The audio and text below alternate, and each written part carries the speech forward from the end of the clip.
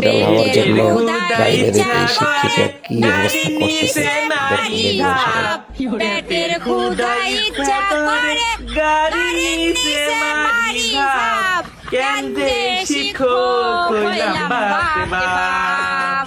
আমরা কেন্দ্রে শিক্ষক হইলাম বাপরে বাপ আমরা কোন ভাগ্যে শিক্ষক হইলাম বাপরে বাপ পেটের ক্ষুধা ইচ্ছা করে গাড়ি নিচে মারি ঝাপ